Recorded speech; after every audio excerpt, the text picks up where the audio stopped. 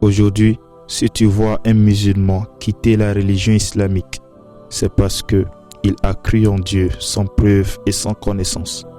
Ainsi, il pratiquait la religion sans connaissance et sans amour.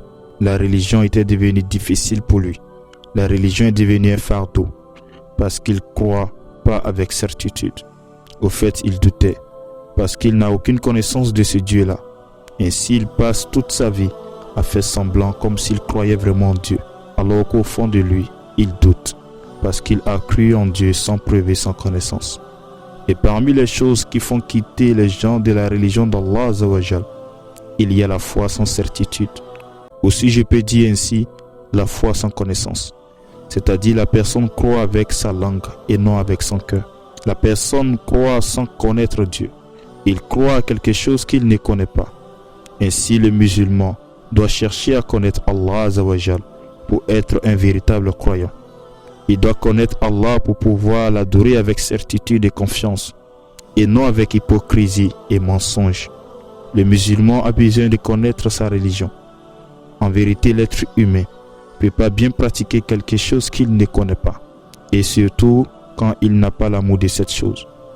Ainsi, une pratique sans amour, c'est du suivisme aveugle. J'ai envie de dire, c'est de l'esclavage. Ainsi est la philosophie de Dieu. Dieu te dit, n'adore pas ce que tu ne connais pas, ou tu n'as aucune connaissance de cela.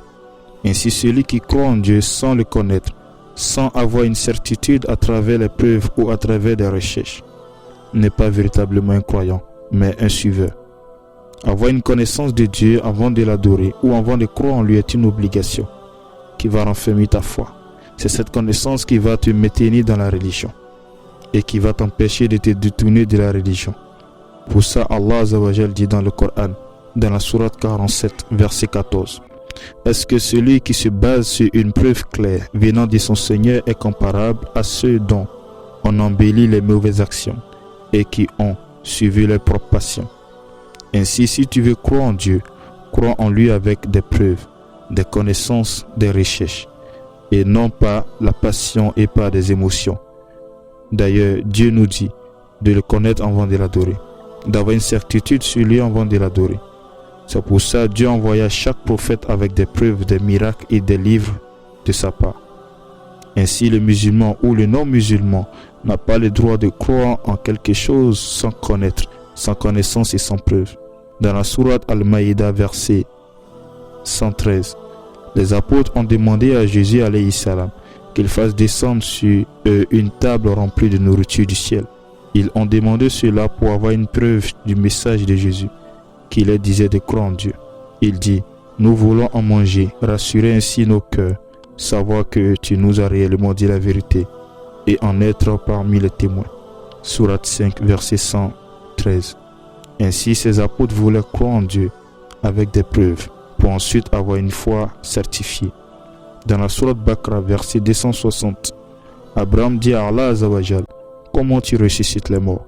Allah répondit à Abraham, ne crois-tu pas encore? Abraham dit si, mais que mon cœur soit rassuré. C'est-à-dire, je voudrais avoir une certitude. Ainsi, Allah l'a montré comment il ressuscite les morts, et Abraham fut satisfait, et sa foi fut certifiée. Ainsi, l'être humain n'a pas le droit de croire en quelque chose qu'il ne connaît pas. Il ne doit pas suivre quelque chose qu'il n'a aucune connaissance. Ainsi, celui qui croit en Dieu sans connaissance, sans un cœur qui est rassuré, sans qu'il se base sur une preuve, a une foi faible, douteuse, qui n'a pas de valeur auprès de Dieu.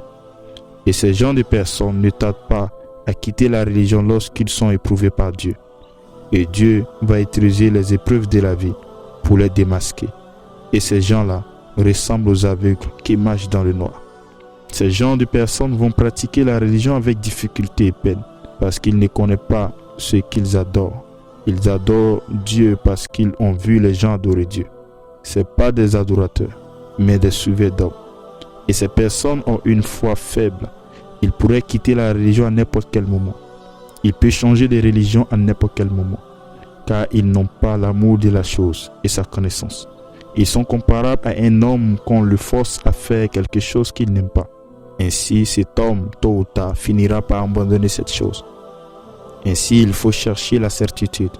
Si ta foi n'est pas ferme, Il faut avoir des connaissances, des arguments pour croire véritablement. Tu peux demander aux professionnels, aux imams, tu peux leur poser ce genre de questions peut-être. La première, pourquoi c'est l'islam qui est la religion de Dieu? La deuxième, qu'est-ce qui prouve que l'islam est la religion de vérité? Alors la réponse à ces questions va te donner la force de croire avec certitude. Mais je crois que toutes ces réponses sont dans le Coran. Et je ferai une vidéo, Inch'Allah, pour expliquer pourquoi l'islam est la seule religion de Dieu, et avec des preuves scientifiques, morales et éducatives. Enfin, tout musulman doit chercher à la science pour avoir une certitude, une foi solide. Sauf certaines personnes, exception faite aux personnes que Dieu a choisies et aimées. Car il y a des personnes qui n'ont aucune connaissance de Dieu, qui sont ignorants des lois et des règles de la religion.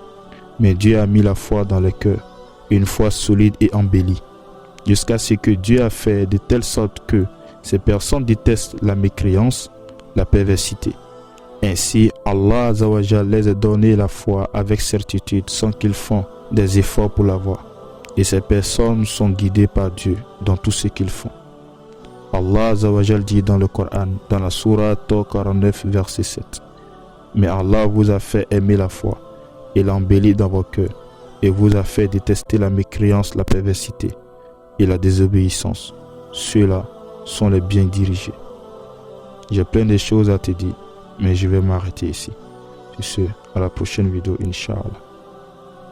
Merci d'avoir écouté la vidéo et n'oublie pas de partager et d'aimer. Et j'aimerais que tu transmets ce que tu viens d'écouter à ceux qui sont absents. Comme le prophète alayhi salam a dit à ses compagnons, faites parvenir ce que j'ai dit à ceux qui sont absents, c'est-à-dire ceux qui n'ont pas écouté, ceux qui n'ont pas entendu. C'est ce, à la prochaine vidéo, Inch'Allah.